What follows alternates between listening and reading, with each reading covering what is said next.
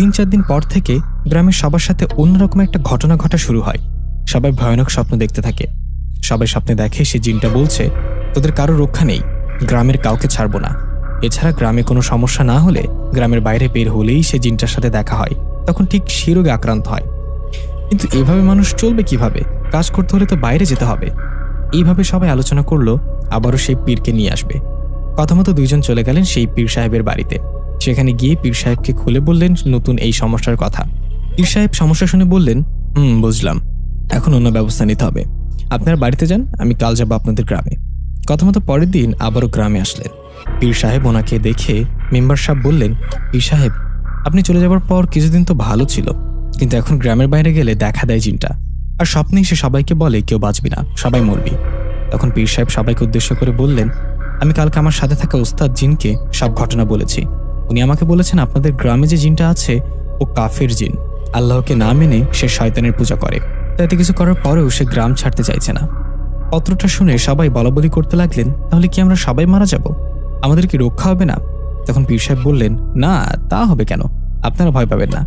আমি শেষবারের মতো চেষ্টা করতে চাই, এর জন্য আমার সময় লাগবে। আমি এই গ্রামে 2 দিন 3 দিন থাকবো। এই 2-3 দিন আপনাদের সাথে কোনো সমস্যা হলে আমার কাছে আসবেন, এখন সবাই চলে যান, ভয় পাবেন না। ওনার কথা শুনে যে যার মতো বাড়িতে চলে গেলেন। আমিও বাড়িতে চলে যাব, তখনই পীর সাহেব আমাকে বললেন, নিশাত, তুমি যেও না, তুমিও সাগর থাকো, কথা আছে তোমাদের সাথে। পীর সাহেবের কথায় আমিও সাগর ওনার কাছেই থাকলাম। সবাই চলে যাবার পর পীর সাহেব বললেন, শোনো, এই জিনটাকে গ্রাম থেকে তাড়াতে তোমাদের সাহায্য লাগবে। আমাদের সাহায্য? আমরা কি করতে পারি বলেন? সাহায্য করতে পারলে ভালো হবে, আমাদের জন্য গ্রামের মানুষের আজ এই অবস্থা। বলেন, আমরা কি সাহায্য করতে পারি বলেন? জিনটার সাথে কথা বলতে হবে। কি? কিন্তু কিভাবে? সামনাসামনি। কিভাবে সম্ভব? ওনারা সামনাসামনি কথা বলবো কিভাবে? ওনার দিকে তাকালেই তো রোগে আক্রান্ত হব। আর কি কথা বলবো ওনার সাথে? নিশাত, মনোযোগ দিয়ে কথাগুলো শোনো, কারণ কাজটা তোমার একা করতে হবে, কারণ তুমি এই ঘটনা সৃষ্টির প্রথম ব্যক্তি। তা ঠিক, আমার জন্য আজ এত কিছু। আচ্ছা, আপনি বলেন, সব বলেন, কিভাবে কি করতে হবে? সে জিনটাকে বোঝাতে হবে, তাকে খুশি করতে হবে। কিভাবে? কাল রাতে নদীর পাড়ে একটা গোল বৃত্ত আঁকবে। আঁকার পর সেখানে 2টো মোমবাতি জ্বালিয়ে দিবে, দিয়ে আমি যে আমল করতে বলবো সেটা করবে। কিছুক্ষণ পর যখন দমকা হাওয়া সেই মোমবাতি নিভে যাবে, তুমি দেখবে সেই গোলবৃত্তের মধ্যে কালো ছায়ার মতো কে একজন বসে আছে। তুমি সালাম দিবে, দিয়ে তাকে বলবা আপনাকে হাজির করার কারণটা নিশ্চয়ই আপনি জানেন। আপনাকে একটা কথা বলবো শুধু, আপনি গত 200-300 বছর ধরে কলসের ভেতর বন্দী ছিলেন। জানি না আর কত বছর থাকতেন, হয়তো সেখানে আপনার মৃত্যু হতো, কিন্তু আপনাকে আমি মুক্তি করেছি। মুক্ত হওয়ার পর আপনার যদি মনে হয় আমি আপনার উপকার করেছি, তাহলে আমার উপকারের প্রতিদান দিন। আপনার পাশের হাড়িতে 1 মণ মিষ্টি ও একটা ছাগল রাখা আছে, সেটা নিয়ে এই গ্রাম থেকে চলে যান। গ্রামের মানুষের উপর দয়া করেন।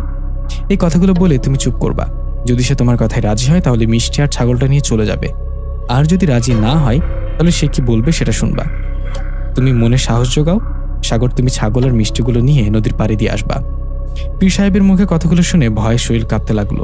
আমি কি পারবো এটা করতে?